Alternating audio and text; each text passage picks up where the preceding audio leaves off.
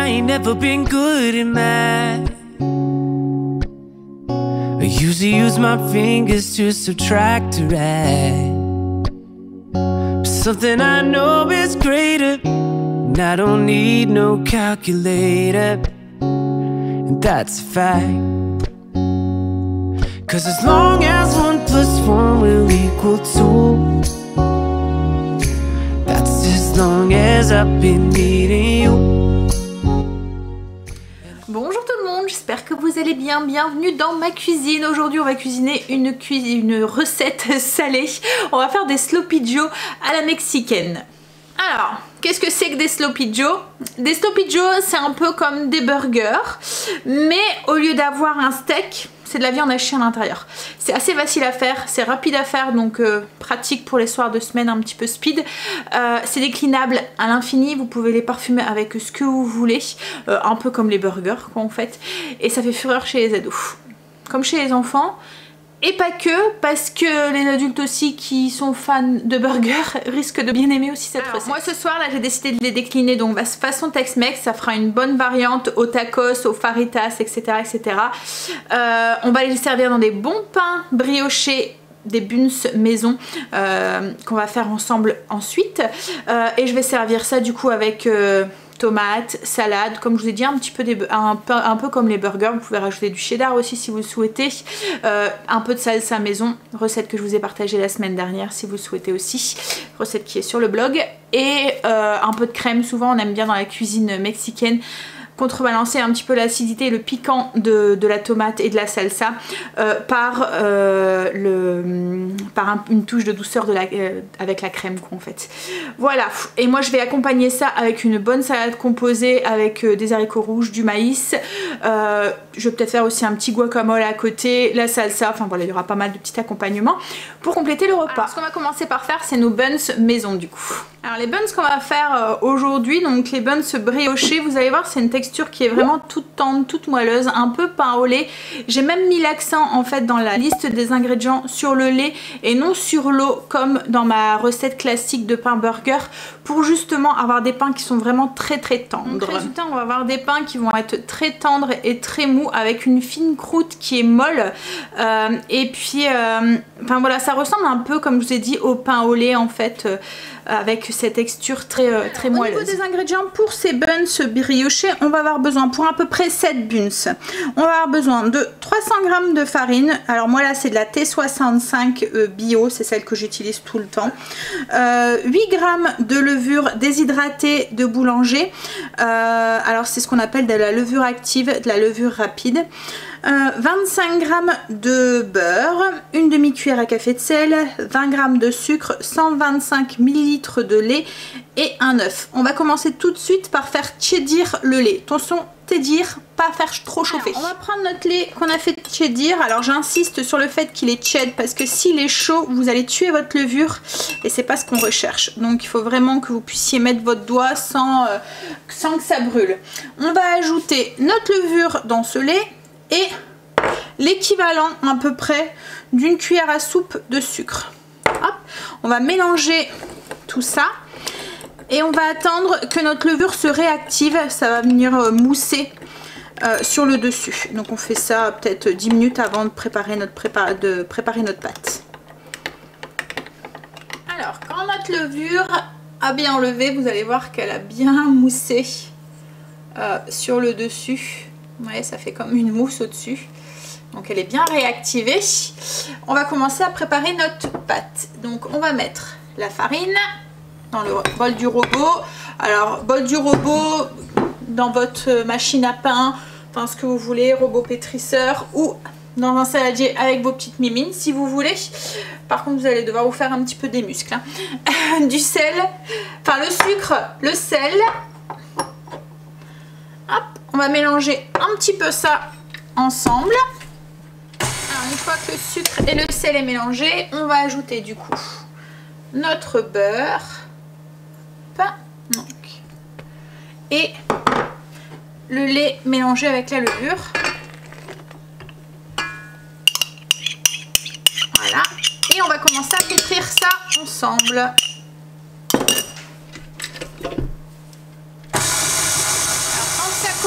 à se mélanger, on va ajouter notre œuf. Et on va pétrir correctement, vitesse 2 pendant au moins 10 minutes. Il faut vraiment que la pâte soit bien pétrie. C'est ce qui va faire qu'on va avoir cette tendreté aussi au niveau des buns une fois qu'ils seront cuits. Un tout petit peu quand on pétrit le pain comme ça, enfin la farine avec la levure et tout, le fait de la pétrir longuement, on crée un procédé un petit peu chimique, on va dire, enfin un mélange un petit peu, voilà, ça va créer du gluten en fait, et le gluten sert à... Ça fait un peu comme de l'élastique, vous voyez, un peu comme quand on mâche un chewing-gum. Au fur et à mesure qu'on mâche le chewing-gum, qu'on le pétrit dans la bouche, il devient bien élastique et on arrive à faire des belles bulles. Et là, en fait, la pâte à pain, c'est un peu la même chose. Quand on la pétrit longuement comme ça, il y a plus de gluten à l'intérieur de la pâte. Et du coup, la pâte est plus élastique et retient plus les bulles que la levure va faire en fait. Donc du coup on va avoir une pâte qui va être bien levée, qui va pas être trop dure, qui va être bien alvéolée, et une pâte qui va être bien élastique et du coup plus tendre à l'intérieur. C'est pour ça que je vous dis que c'est important de bien pétrir la pâte pendant 10 minutes pour bien former ce gluten et que ensuite il retient bien tout le gaz que la levure va créer à l'intérieur, et avoir une pâte qui va bien gonfler et des petits pains qui vont être bien dodu et bien moelleux. Alors une fois que notre pâte a 10 minutes, on a une pâte qui est bien, voilà, pétrie. Elle colle pas trop aux mains, vous voyez, hein. Hop, on va la débarrasser, la mettre dans le fond, faire une petite boule, et on va la laisser, on va filmer et on va la laisser lever pendant 1h, 1h30, ça dépendra de la température qui fait chez vous en fait, la température extérieure. Il faut qu'elle ait doublé, triplé de volume. Alors, une fois que notre pâte a bien doublé, triplé de volume, on va la diviser du coup en 7 parts égales. Alors une fois qu'on a nos 7 boules, alors moi je les ai divisées à peu près 75 grammes chaque, on va venir former nos boules de pain, enfin nos petits pains. Donc on fait des petites boules. Alors je vais vous montrer peut-être le geste, mais bon, je pense que les images parlent d'elles-mêmes. En fait, j'aplatis un petit peu et je rassemble au milieu en appuyant. Une fois que tout est rassemblé au milieu, je viens pincer en fait la pâte entre mes deux doigts et je fais tourner. Voilà, pour bien souder en fait derrière. Donc j'aplatis un petit peu, je prends les côtés, je viens les mettre au milieu. Une fois que j'ai fait ça de partout, je viens pincer, hop, entre mon pouce en fait et mon autre doigt, et je viens tourner en fait avec cette main ici, comme ça, pour bien souder en dessous.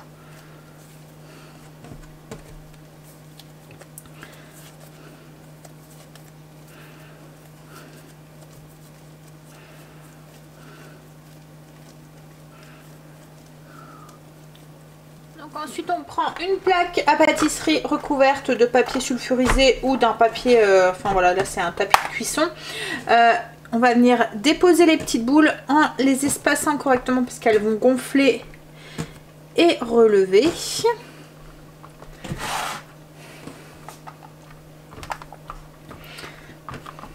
Voilà, et on va venir avec la paume de la main les aplatir un petit peu, légèrement, hop, pour avoir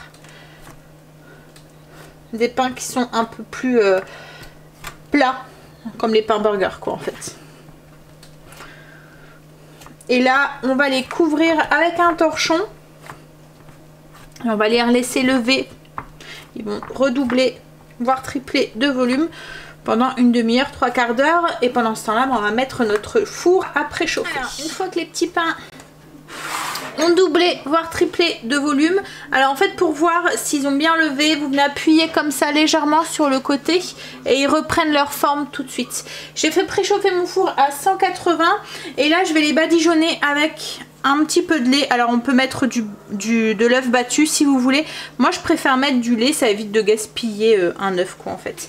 Donc je mets du lait là tout de suite, et en sortant du four, juste après la cuisson, j'en remets tout de suite quand les petits pains ils sont encore un peu chauds. Ça va donner un bon brillant aux petits pains. Donc ensuite on enfourne on enfourne à peu près 20 minutes, ça dépendra de votre four, il faut qu'il soit bien doré. Alors, chose que j'ai pas précisé, on m'a posé la question la dernière fois, c'est vrai que j'ai tendance à pas le préciser.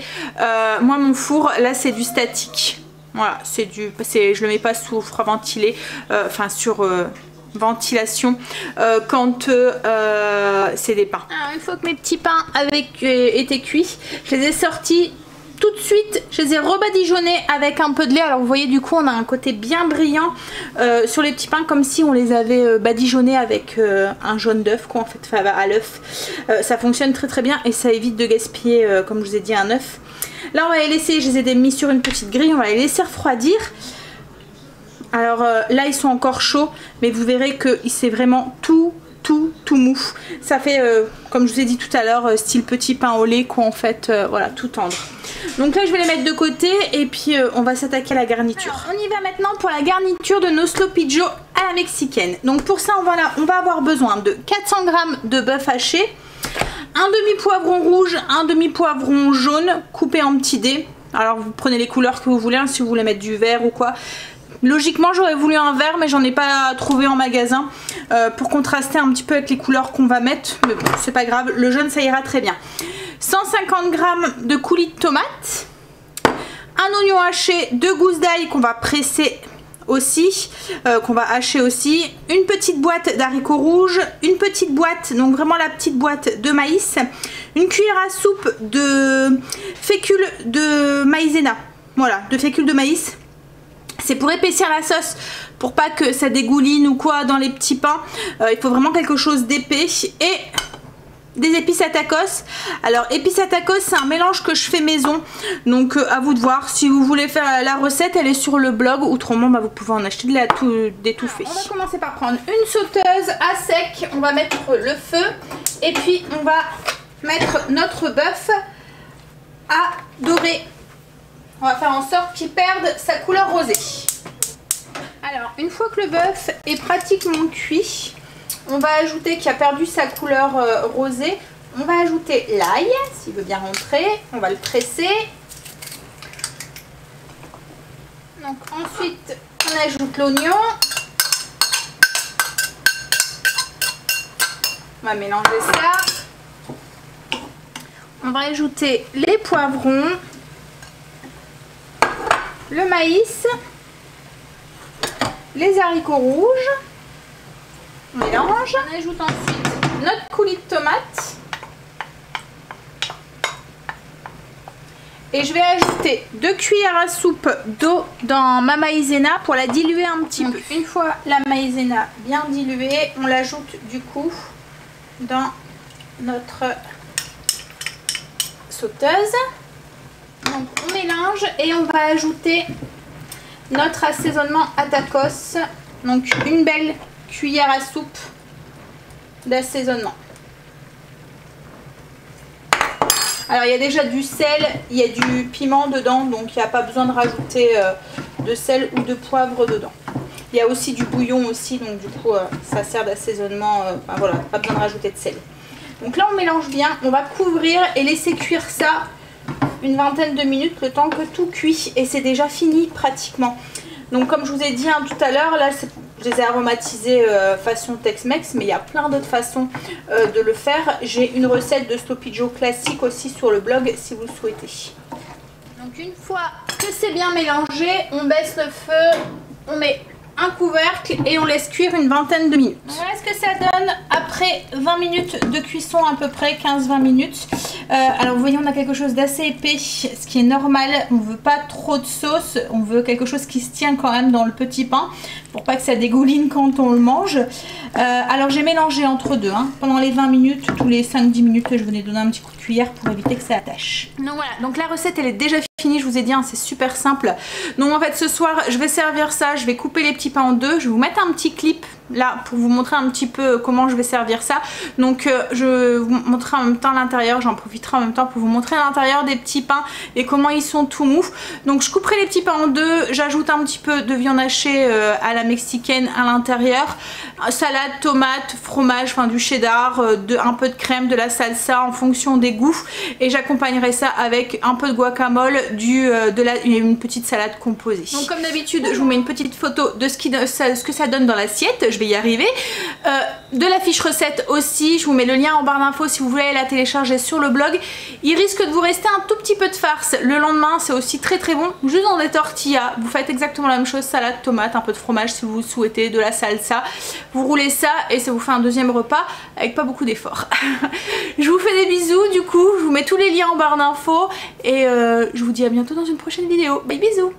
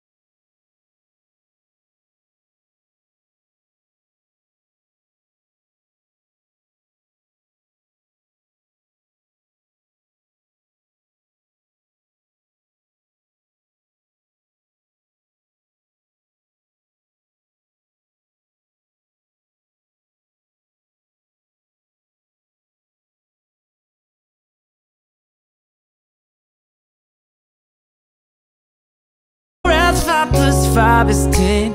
Girl, my love will never end. Gonna hold you like it's 10 of me. Gonna love you till infinity.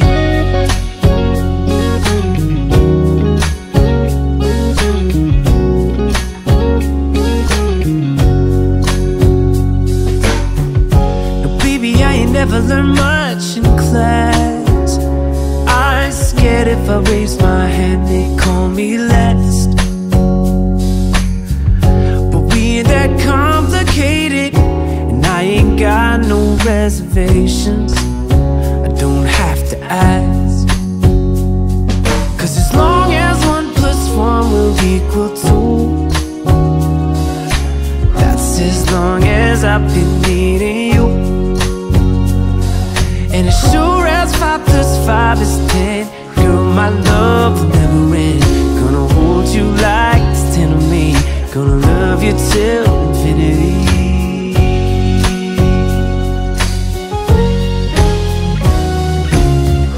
Now, it ain't bad love that we don't add up when this life tries to divide us. Oh, our love keeps multiplying.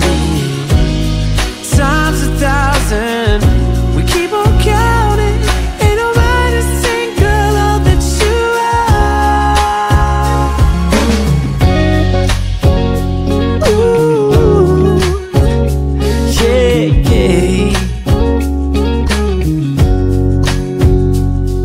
'Cause as long as 1 + 1 will equal 2, that's as long as I'll be needing you. And as sure as 5 + 5 is 10, girl,